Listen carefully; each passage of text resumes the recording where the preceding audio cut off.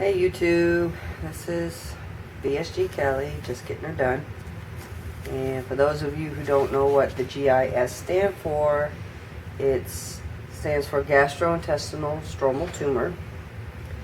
And I've been going through a journey with the tumor. Was scheduled to have gastric sleeve on July the 17th, but couldn't because the margin between the tumor on the inside of the stomach and where my esophagus wasn't large enough.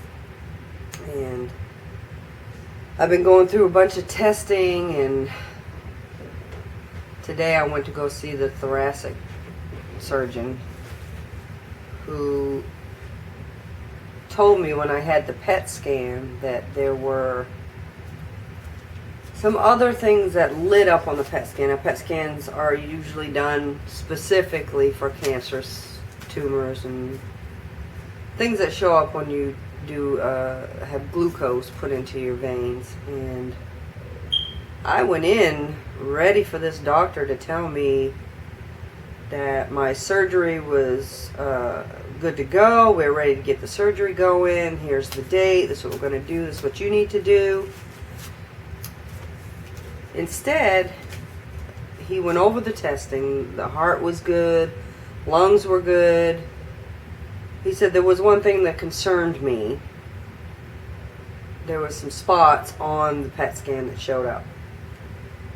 My lymph nodes up here, under my carotid artery, behind my tongue. And I've had a rough day.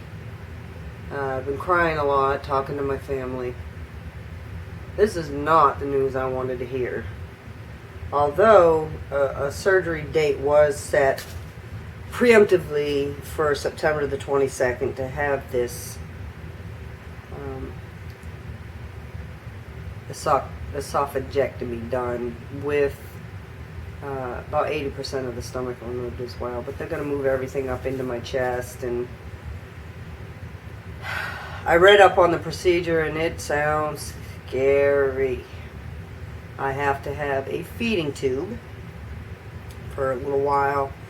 I guess to wait to where they attach the esophagus and the stomach together, wait for that to heal.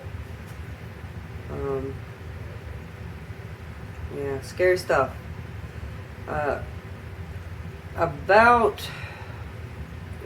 May the 23rd, when I went to see my surgeon, I stood on my scale the scale at the doctor's office, and it said 270 pounds. And I think I may have gone higher than that at one point, but that's my highest recorded weight. And I started doing what's called a ketogenic diet. And as of today, I'm down almost 30 pounds just doing the ketogenic diet. And I heard Laura's VSG tube talking about it. She's almost a year post-op, and she is now doing the ketogenic diet. And that was one of my main concerns, was because I know gastric bypass patients can't do like high-fat foods, but that may be bad fats. Ketogenic diet's good fats, so I don't know if it makes a difference what type of fats, but I know that it causes dumping. So I'm hoping that I can still do the ketogenic diet once the surgery is performed. Also, Laura's VSG tube, I watched her. She said she's moving to Portsmouth, Virginia. Yes, Laura, it's pronounced Portsmouth. I know you were wondering how it was pronounced. Also, I wanted to mention, and I got notes this time because I could never remember what to say, so I jotted down some things.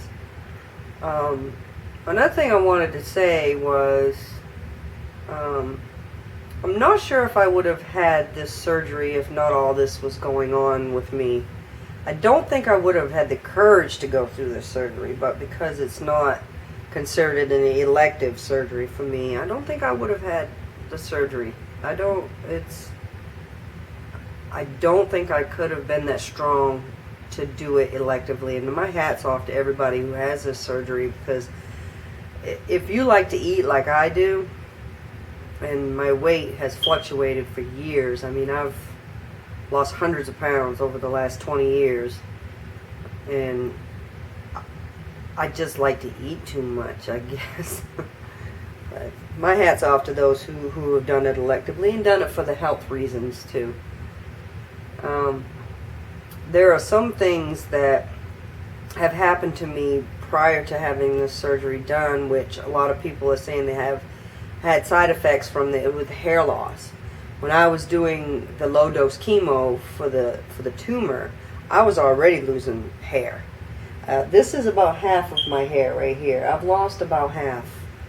And with doing the keto diet as well, I'm losing hair. So I am more than likely probably going to be bald by the time I get done with this surgery. I know a website where I can go and get some wigs. Just a thought. But there are some things too, I don't know about everybody else, but I'm kind of glad that I'm having the surgery too, because I could certainly lose some weight. And it's been hard trying to maintain a weight. And I'm thinking this will definitely make me lose the weight that I could definitely lose. There are some parts of my body that I absolutely cannot stand, and it's my arms. And I already have, big arms now. I had lost almost 100 pounds at one point, and this, I'm going to have a lot of loose skin. I know I am. I don't know how much weight I'm going to lose with this type of surgery. I don't know. I know everybody's different, everybody's experiences are different, and I just don't know there's nothing for me to compare my surgery to, because it's so vastly different than the gastric sleeve or the gastric bypass or even the lap band. I have no reference to go by out there for this surgery, because I'm certainly going to lose weight, because my stomach is going to be significantly smaller. So in essence, it is weight loss surgery. Anyway, that's my situation right now. I have a couple of shout outs that I missed last week. Let me just go through.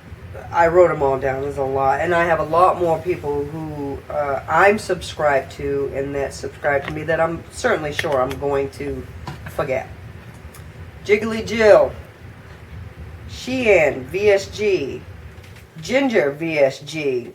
I'm rooting for your sister, Ginger. She's courageous. You're courageous. Cancer is a bitch.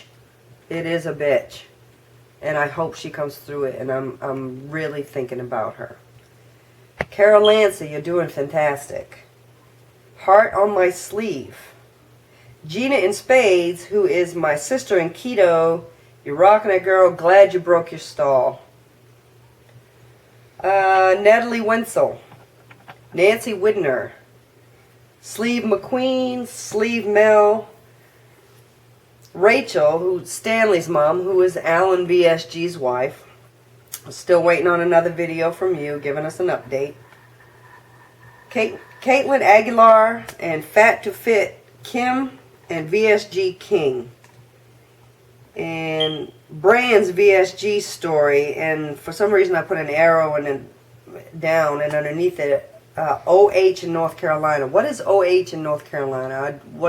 I'm not familiar with that. I was just wondering, because I'm in Virginia, not right on the North Carolina border, so I was just wondering what that might be. If you could just elaborate a little bit on that, that'd be great.